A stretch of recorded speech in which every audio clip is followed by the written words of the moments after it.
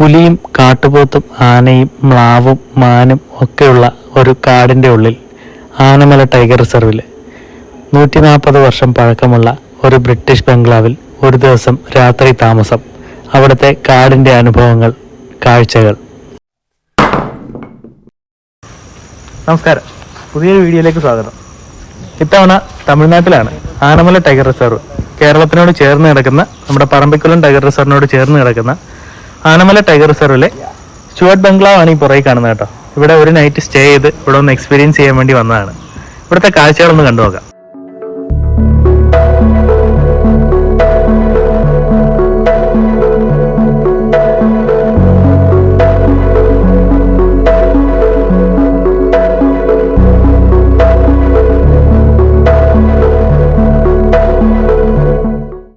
Anamala tiger റിസർവിലാണ് കേട്ടോ.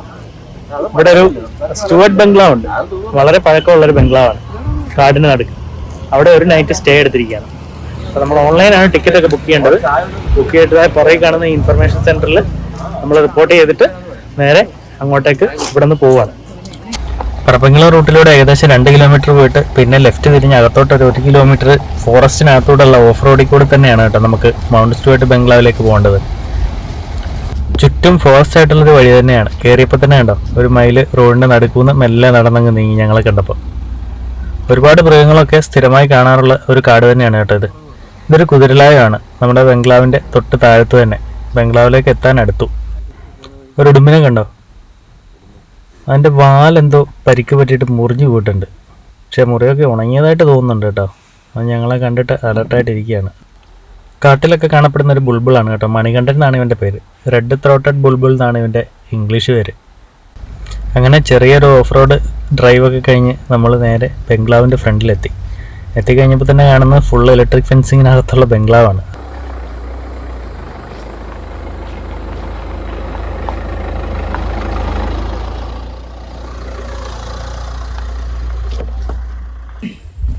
ഇതാണ് നമ്മൾ ഇന്ന് രാത്രി കിടന്നിറങ്ങാൻ പോകുന്ന സ്റ്റുവർട്ട് ബംഗ്ലാവ്. റിസപ്ഷൻ പോയിന്റിൻ്റെ അവിടെ നിന്ന് 3 കിലോമീറ്റർ ഉണ്ട്. 2 കിലോമീറ്റർ കാട്ടിക്കൂടെ, 2 കിലോമീറ്റർ റോഡും 1 കിലോമീറ്റർ പക്ക കാട്ടിക്കൂടെ ഉള്ള ചെറിയൊരു ഓഫ് റോഡ്. അത് തീരെ ചെറിയ ഹൈറ്റ് കുറഞ്ഞ വണ്ടികൾക്ക് ഇച്ചിരി ബുദ്ധിമുട്ടായിരിക്കും. നമ്മുടെ വണ്ടി ഇക്കോ സ്പോട്ട് ആയതുകൊണ്ട് സുഖമായിട്ട് കയറിപ്പോകും. ഇത് ഗേറ്റൊക്കെ കാണുമ്പോൾ തന്നെ അറിയാം, ഫുള്ള് ഇലക്ട്രിക് ഫെൻസിങ് ആണ്. ഗേറ്റടക്കം ഇലക്ട്രിക് ഫെൻസിങ് ആണ്. ഇതാണ് ബംഗ്ലാവ്. ചുറ്റും നോക്കിയാൽ മനസ്സിലാവും, ചുറ്റും കാടാണ്, അത്യാവശ്യം തിക്ക് ഫോറസ്റ്റ്.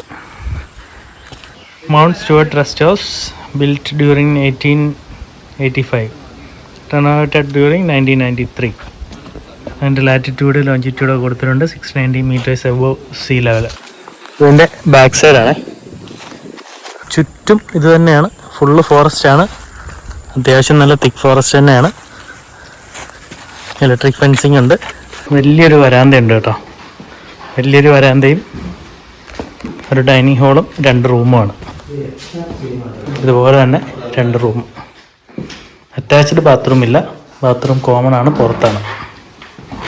ഈ ബംഗ്ലാവിൻ്റെ തൊട്ടടുത്ത് തന്നെ ഒരു കല്ലറയുണ്ട് കേട്ടോ. ഈ ബംഗ്ലാവ് പണിത ഹ്യൂഗോ വുഡ് സായിപ്പിൻ്റെ കല്ലറ. ഇതാണ് കേട്ടോ കല്ലറ. സായിപ്പിൻ്റെ പേര് Hugo Wood, Indian forest service, born June 12, 1870, died December 12, 1933. ഇംഗ്ലണ്ടിൽ മരിച്ചിട്ട് അദ്ദേഹത്തിൻ്റെ ആവശ്യപ്രകാരം, ആഗ്രഹപ്രകാരം ഇവിടെ കൊണ്ട് സംസ്കരിച്ചതാണെന്നാണ് ഗൈഡിൽ നിന്ന് നമുക്ക് കിട്ടിയ ഇൻഫർമേഷൻ.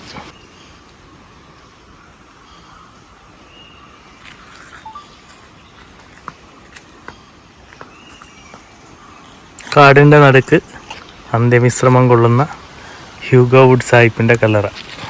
ചെക്ക് ഇൻ ചെയ്ത് കഴിഞ്ഞിട്ട് വീണ്ടും ടോപ്പ് സ്ലിപ്പിലേക്ക് വന്നു കേട്ടോ. എലിഫൻറ്റ് ക്യാമ്പിലേക്ക് ഒരു ജീപ്പ് സഫാരി എടുക്കാൻ വേണ്ടിയിട്ട്.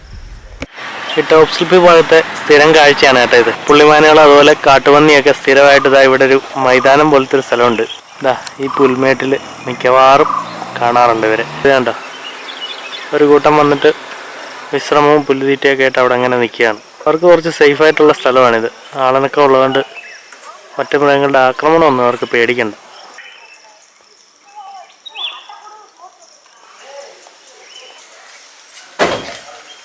ഇവിടെ മാനുകൾ മാത്രമല്ല, പന്നി ഇറങ്ങിയിട്ടുണ്ടേ.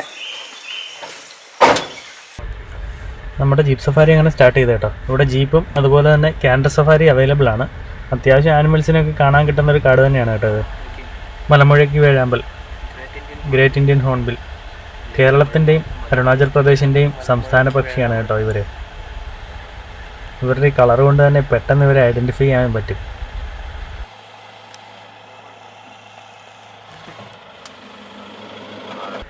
നല്ല ദൂരത്തുള്ളൊരു മരത്തിലാണ് കേട്ടോ. മരത്തിൽ കൂടെ കയറി കയറി മേളിലേക്ക് പോയിക്കൊണ്ടിരിക്കുകയാണ്. പക്ഷേ ആ കാഴ്ച അതിമനോഹരം തന്നെയാണ്. അവിടെ ഒരു കാട്ടുപോത്ത് കിടക്കുന്നുണ്ട് കേട്ടോ. എന്താ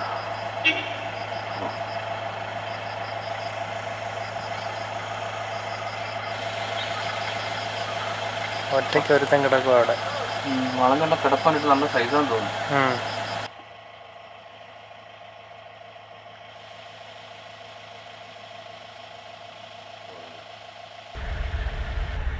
കാട്ടുപോത്തിൻ്റെ കൂട്ടങ്ങളെയും കുഞ്ഞുങ്ങളെയൊക്കെ ഒരുപാട് നേരത്തെ കണ്ടിട്ടുണ്ടെങ്കിലും ഇതുപോലൊരു കാഴ്ച ആദ്യമായിട്ടാണ് കേട്ടോ. ആടും പശുവൊക്കെ കുഞ്ഞുങ്ങളെ നക്കി തുടച്ച് വൃത്തിയാക്കുന്ന പോലെ കാട്ടുപോത്ത് അതിൻ്റെ കുഞ്ഞിനെ നക്കി തുടച്ച് വൃത്തിയാക്കുന്നൊരു കാഴ്ച ഉണ്ടോ.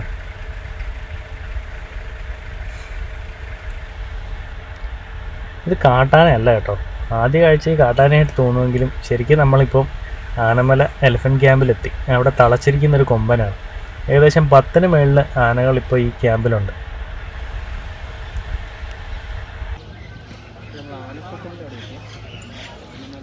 ആനമല ആനക്കൊട്ടിൽ ഇതാ ഈ ആനയുടെ കളറ് കണ്ടോ.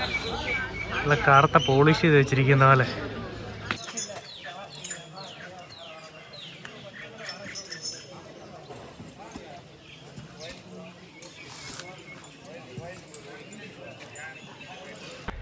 ഇത് അത്യാവശ്യം ഫേമസ് ആയിട്ടുള്ളൊരു കുങ്കിയാനയാണ് കേട്ടോ. ചിലർക്ക് അറിയാൻ പറ്റുമായിരിക്കും.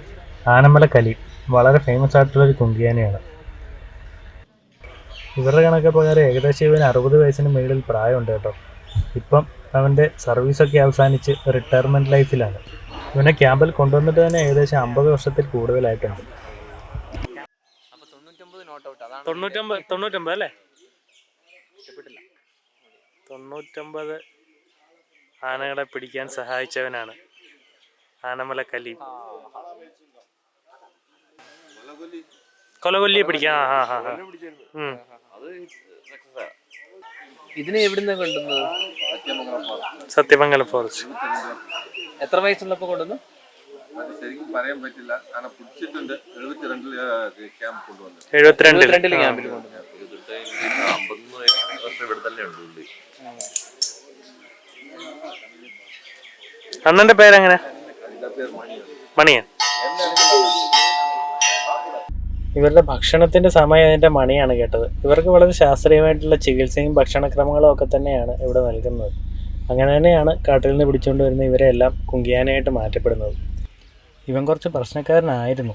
ചെറുപ്പത്തിൻ്റെ ചോരത്തിളപ്പായിരിക്കും.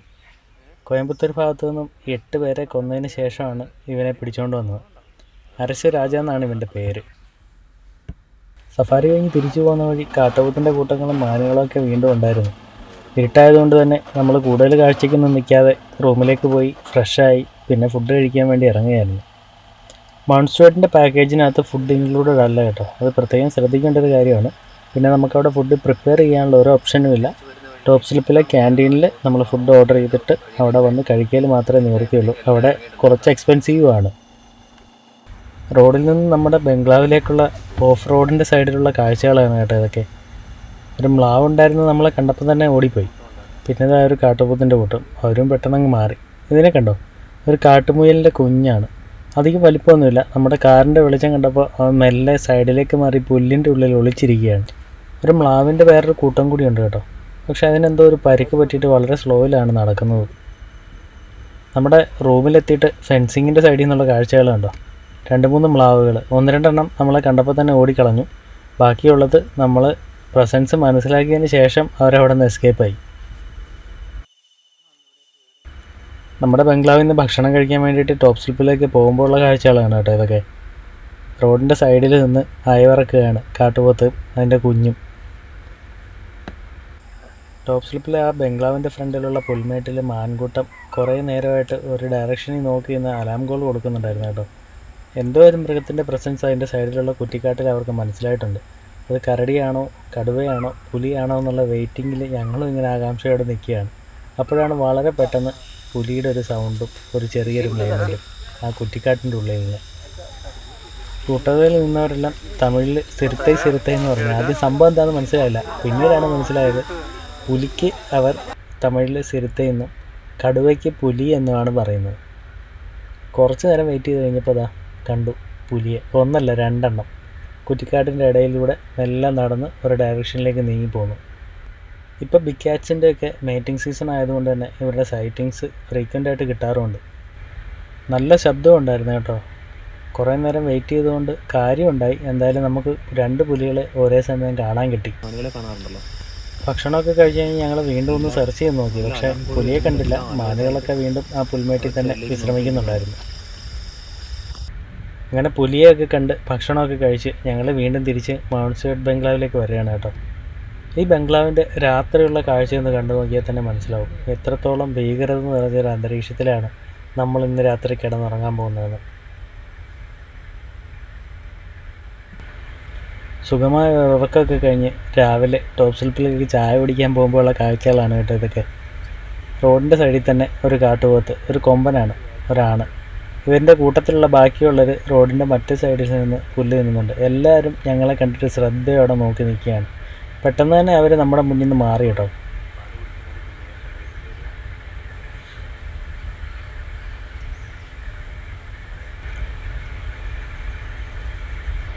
ടാറിങ് റോഡിലേക്ക് കയറി കഴിഞ്ഞിട്ടുള്ള കാഴ്ചകൾ കണ്ടോ. എന്ത് മഞ്ഞാണെന്ന് നോക്കി. അങ്ങോട്ട് അടുക്കും തോറും മഞ്ഞിൻ്റെ കാഠിന്യം കൂടിക്കൂടി വന്നു. വളരെ തൊട്ടടുത്ത് മാത്രമേ കാഴ്ച കിട്ടുന്നുണ്ടായിരുന്നുള്ളൂ. ഇങ്ങനെയുള്ളൊരു ക്ലൈമറ്റിൽ വണ്ടി ഓടിക്കാനും നടക്കാനും ഒക്കെ ഒരു പ്രത്യേക ഫീല് തന്നെയാണ് കേട്ടോ. രാവിലെ തന്നെ മഞ്ഞിൽ കഠിനാധ്വാനം ചെയ്യുന്ന ഒരു കൂട്ടരെ കണ്ടു. നമ്മൾ ഇന്നലെ കണ്ട അതേ പുൽമേട് തന്നെയാണ് കേട്ടോ. അതിൻ്റെ റോഡിനോട് ചേർന്നിട്ട് അവർ മണ്ണിളക്കി രാവിലെ തന്നെ തീറ്റ തേടി തുടങ്ങി.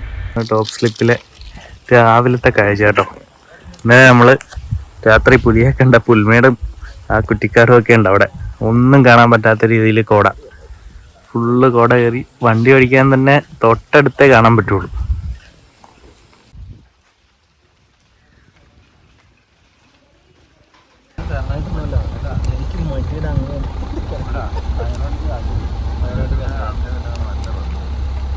തിരിച്ച് നമ്മൾ നമ്മുടെ ബംഗ്ലാവിൻ്റെ കോമ്പൗണ്ടിൽ എത്തിക്കഴിഞ്ഞപ്പോഴത്തേക്കും അതിൻ്റെ ചുറ്റിനുള്ള മരങ്ങളിലൊക്കെ വളരെ ആക്റ്റീവായിട്ട് കുറേ കരിങ്കുരങ്ങളുണ്ടായിരുന്നു കേട്ടോ.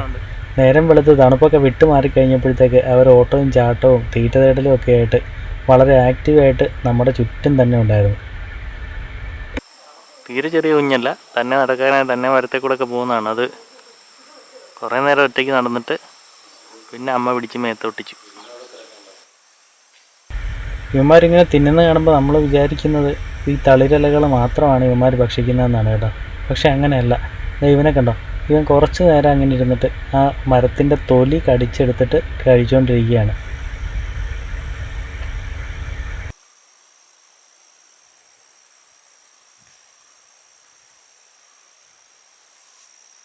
ഇതാണ് നമ്മുടെ ഗൈഡ് കേട്ടോ, മണികണ്ഠൻ.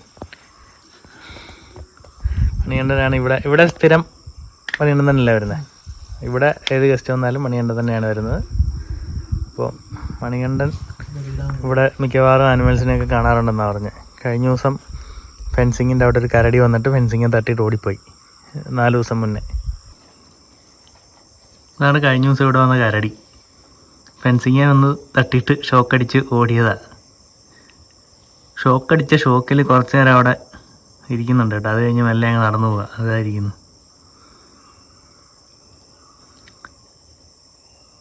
ഗൈഡ് മണികണ്ഠൻ്റെ ചെറിയൊരു കൂൾപിക്സ് ക്യാമറ ഉണ്ട്. അതിൽ കിട്ടിയ വിഷ്വലാണ് കേട്ടോ ഇത്.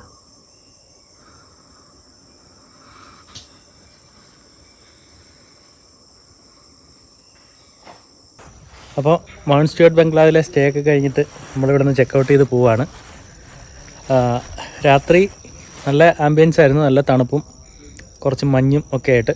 അതുപോലെ തന്നെ രാവിലെ ആണെങ്കിലും ടോപ്പ് സ്ലിപ്പിലേക്ക് ചായ കുടിക്കാൻ പോയപ്പോൾ ഉള്ള കാഴ്ചകൾ കണ്ടില്ലേ. ഭയങ്കര മഞ്ഞ്, തൊട്ടടുത്ത് പോലും കാണാൻ പറ്റാത്ത രീതിയിലുള്ള മഞ്ഞായിരുന്നു. ഒരു രാത്രിയിലുള്ള പുലിയുടെ വിഷ്വലും കാര്യങ്ങളൊക്കെ ആയിട്ട്. അപ്പോൾ അടുത്തൊരു യാത്രയായിട്ട് വീണ്ടും വരാം. എല്ലാവർക്കും ബൈ.